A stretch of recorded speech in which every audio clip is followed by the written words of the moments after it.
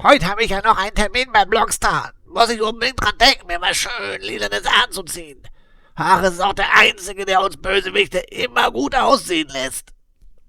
Willkommen in der Noppenklötzchen-Scheune. Mein Name ist Blockstar und ja, Freunde, wie schon im Intro gesehen, habe ich heute ein Date mit Herrn Skeletor. Und das nicht nur einmal, nicht zweimal, nein, dreimal treffe ich heute den finsteren Dämonen des Bösens auf Eternia. Glaubt ihr nicht? Doch hier. Einmal, zweimal und dreimal. Ich stelle euch heute von Mega Construx die Skeletor Skulls vor.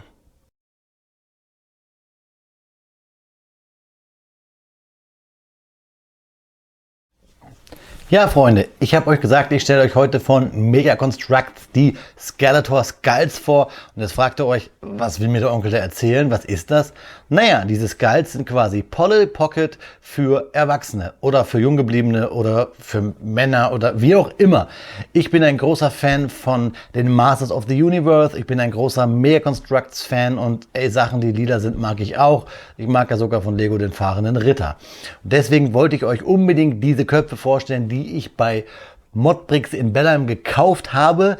Das sind wohl auch Sachen, die es so gar nicht in Deutschland zu kaufen gab. Das war mal ein einzelnes Set, was aber auch wohl als kompaktes Set gibt und in Amerika auch wieder als Target Exclusive.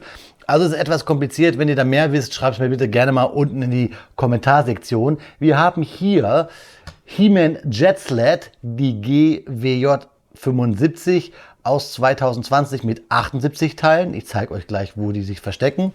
Hier haben wir auch aus 2020 Trapjaw Laser Cannon GWJ 76 und dann haben wir hier auch aus 2020 GWJ 77 Fisto Hill Climber 77 Teile, 76 Teile, 78 Teile. Und wo verstecken sich die Teile?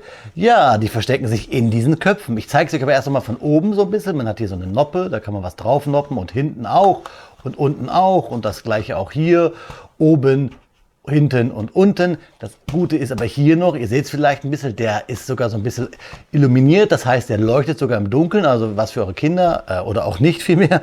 So, und jetzt zeige ich euch kurz das Innenleben, das eigentliche Unboxing. Man macht sie von hinten weg und dann sieht man, eine Figur, ein paar Steinchen und eine Bauanleitung. Ich packe es mir hier zur Seite, das gleiche hier. Ich muss gestehen, und ihr seht es vielleicht schon, ich habe es schon einmal aufgebaut gehabt.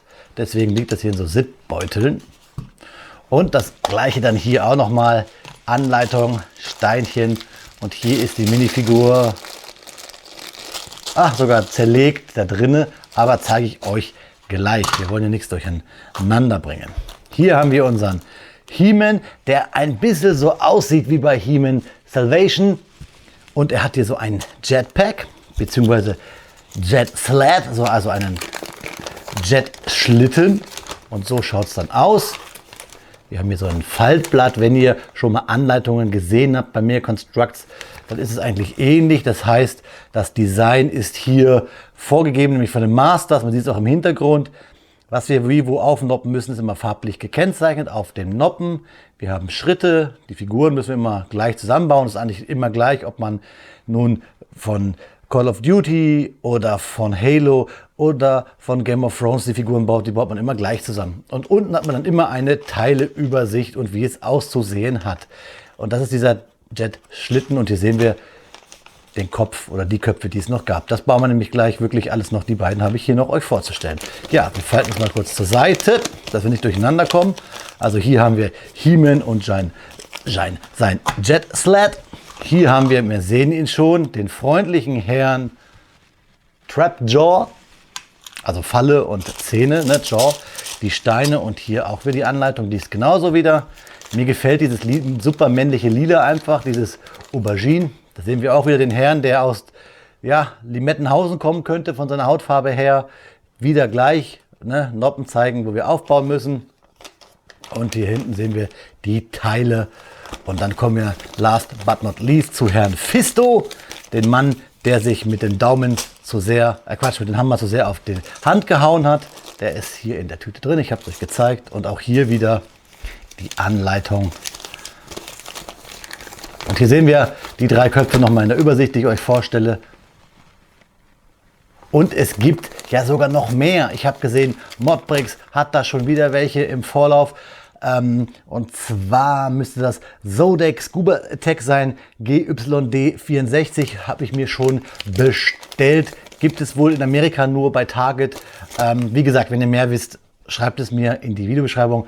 Hier sind wir aber nochmal beim lieben Herrn Fisto mit seinem Hill Climber Rucksack Umhang. Hier sehen wir Herrn Fisto mit seinen etwas größeren Händchen. Ja, Freunde, ich baue euch jetzt mal diese 3 Köpfe zusammen und dann gibt es ein bisschen was in den Fakten zu erzählen rund um die Masters und dann schauen wir uns gleich danach nochmal auf dem Bautisch diese kleinen Köpfchen genauer an.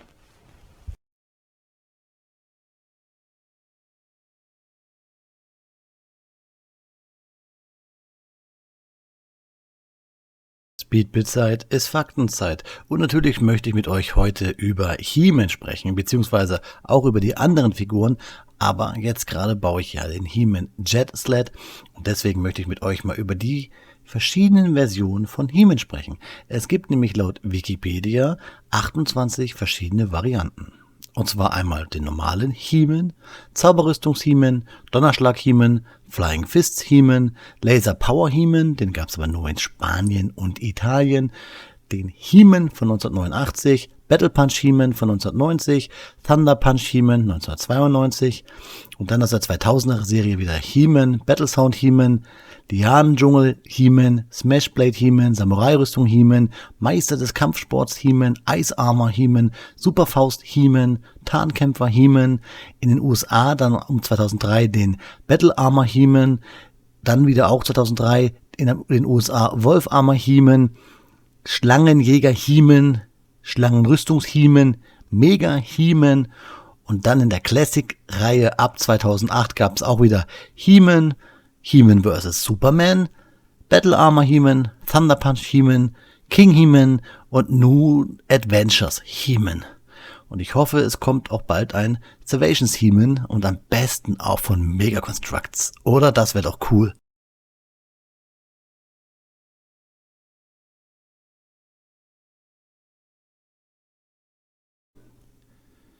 Trapjaw oder auch der Leibwächter des Bösen. Von Trapjaw gibt es 2 verschiedene Hintergrundgeschichten. Die eine wird im Minicomic The Menace of Trapjaw erzählt. Hier ist Trapjaw ein gefährlicher Verbrecher auf einer anderen Welt. Durch einen Zufall gelangt Trapjaw nach Eternia und kann sich die geheimnisvollen Kräfte von Castle Grayskull aneignen. Doch He-Man und Skeletor können zusammen das Schlimmste verhindern und Skeletor nimmt Trapjaw bei sich auf.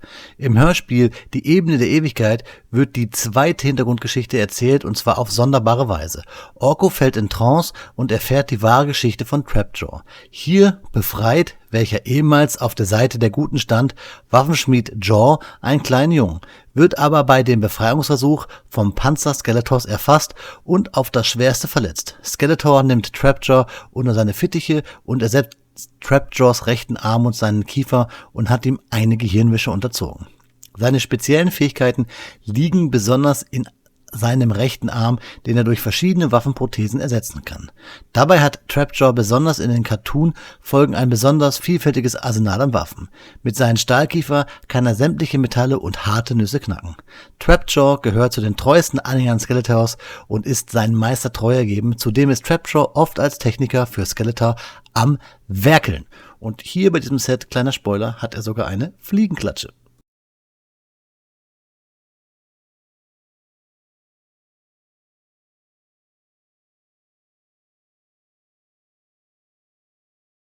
Last but not least, meine lieben Freunde, möchte ich mit euch über Fisto sprechen. Der Mann mit der stählernen Faust.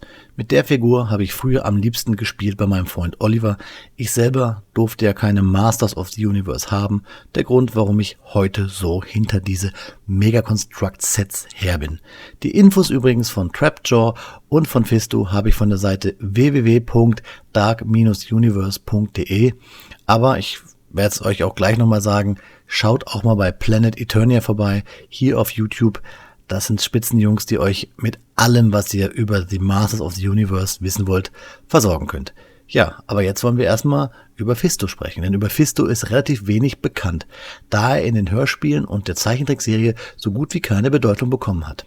Lediglich in den Interpart-Comics taucht Fisto des Öfteren auf und wird als furchtloser, teilweise ungestümer Kämpfer dargestellt. Ansonsten wird Fisto als schweigsamer, aber trotzdem mutiger Kämpfer dargestellt.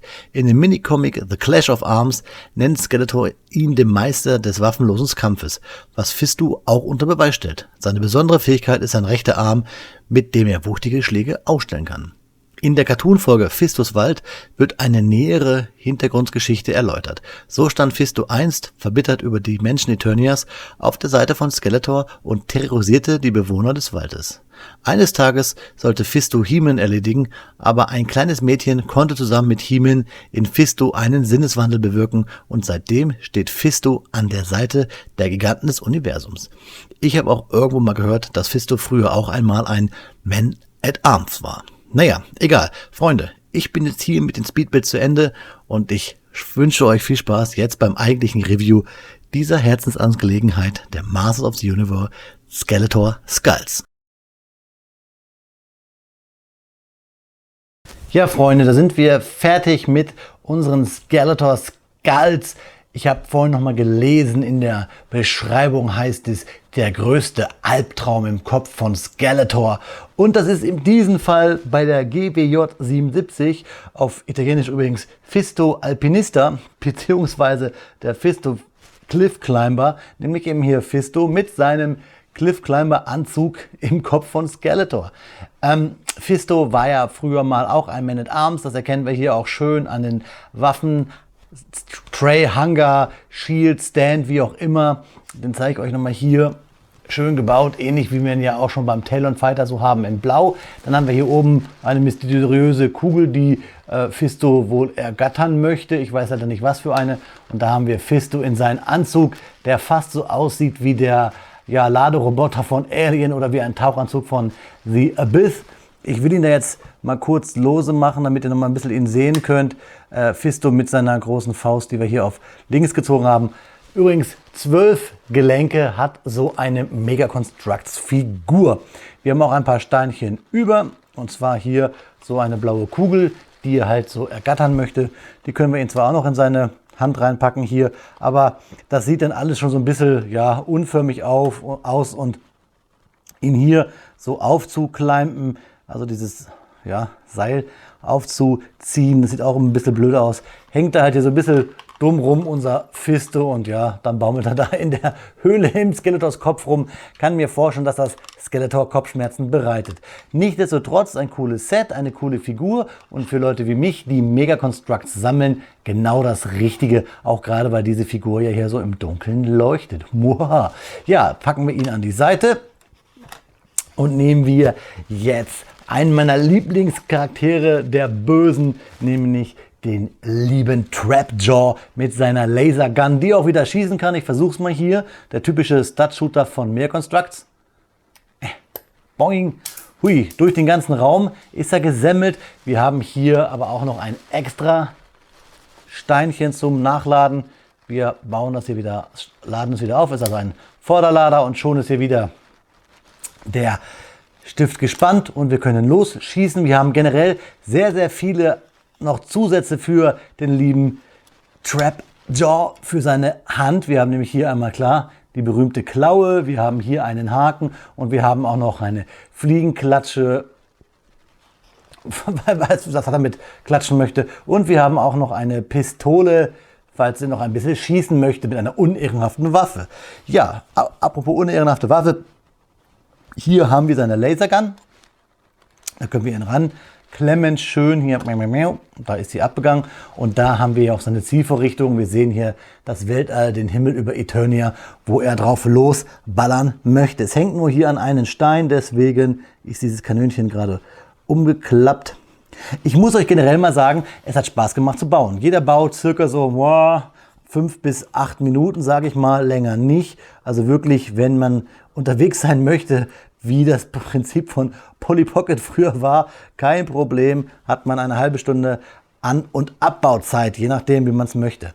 Aber es ist natürlich für Kinder gedacht, aber für mich als Sammler natürlich trotzdem hier perfekt. Also wir haben hier quasi unsere Eternia Flak von Skeletors Army mit dem lieben Herrn Trapjaw und seiner kleinen Landkarte hier. Finde ich aber auch ganz gut. Wie gesagt, gefällt mir. Ich mag die Bösen. Diese Fliegenklatsche hier finde ich einfach super lustig. Aber kommen wir jetzt zum Hauptdarsteller unserer Weltraumritter-Saga, wie auch immer, nämlich zu He-Man auf seinen Jet Sled. Und den können wir hier so rumwirbeln lassen. Also ich muss mal hier so hinstellen. Dann kann man es nämlich drehen. Seht ihr hier, wir haben hier ein schönes, ein Windspiel, hätte man früher gesagt. Aber ich zeige es euch nochmal. Da haben wir den Skeletor-Kopf in Gold, dann ein paar Steinchen und He-Man auf seinen Jet Sled. Also nicht Jet Set, sondern Jet Sled. Und wir nehmen ihn mal runter. Ich habe ihn euch ja vorhin schon gezeigt. Hier hat er sein magisches Schwert am Rücken. Er darf seinen Rücken nicht überdehnen, sonst piekst er sich im Po. Nicht weiter schlimm, denn das Schwert sollen wir auch noch hier hinten in den Helm rein, in den Kopf rein klipsen. Das zeige ich euch gleich. So, da soll man das Schwert nämlich auch reinstecken können. Erklärt auch wieder, warum es heißt, die schlimmsten Albträume in Skeletors Kopf. Kein Wunder, wenn da das magische Schwert, was er sucht, schon längst drinne steckt. Nee, also wirklich eine schöne Geschichte, hier den großen Helden zu bauen. Die GWJ 75, 78 Teile habe ich euch ja gesagt, das müssten jetzt hier 76 sein und das müssten 77 sein. Wobei mir eigentlich hier der Fisto eigentlich nach viel mehr aussieht. Ich lege es wieder so hin, damit ihr so ein bisschen in der Kamera, hups, das war das magische Schwert, besser erkennen könnt. Das Dreigestirn. Und wie gesagt, ein viertes habe ich mir noch bestellt. Das ist nämlich Zodiac Scuba. Das ist unser Talon Fighter Pilot mit einem Tauchanzug GYD64. Wenn es kommt, stelle ich es euch auch vor im Rahmen eines anderen Sets. Ich habe noch so viel Mega Constructs He-Man hier für euch. Und das zeige ich euch gleich am besten nochmal, wenn wir uns in die Augen schauen. Ja, Freunde, da haben wir unser Skeletor-Köpfe Dreigestirn mit Fisto am Climben, mit Trapjaw am in den Himmel schießen und He-Man im Himmel rumflitzen. Ich würde mich mal echt freuen, wenn ihr mir schreibt, was ihr von diesen Sets haltet. Die gibt es ja so nicht in Europa. Deswegen bin ich ganz froh, das zu haben. Sammlerherz, was wünsche ich mir mehr? Einziger Nachteil ist vielleicht der Preis, je nachdem, ob es euch das wert ist. Aber auch vor allen Dingen diese Anleitungen, wenn sie einmal losgelassen sind, dann ist das wie bei einer Landkarte oder einer Reiseroutekarte. Wenn man die einmal auseinandergefaltet hat, kriegt man die nie wieder so richtig zusammen. Vielleicht bin ich auch so blöd dazu. Ja, ihr seht im Hintergrund habe ich noch ein paar Fahrzeuge, ne? Hier gerade Battle Ram und Co. und auch noch hier ein paar Figuren, die werde ich euch alle noch vorstellen. Da freue ich mich drüber, dass wir wieder noch mal ein bisschen mehr in das Masters of the Universum einsteigen. Und ich habe auch noch mal den einen oder anderen Gastredner in Zukunft bei einem der Videos dabei. Kann euch dann nur wieder ans Herz legen. Planet Eternia, die Jungs, die ja noch mehr als ich in diesem Nerd-Universum von Motu, wie wir Fachleute sagen, eingetaucht sind. Ja, also lasst mir bitte einen Kommentar da, sagt mir, was ihr von diesen Dingern haltet. Vielleicht sagt ihr auch so, wow, ist gar nicht für mich oder ja, brauche ich, Skeletor ist cool. Ich mag diesen lila Fuzzi einfach ganz gerne. In diesem Sinne, Freunde, auf Wiederbauen, bleibt gesund, ich hab euch lieb, ihr habt mich lieb, das weiß ich. Euer Freund, der Blockstar.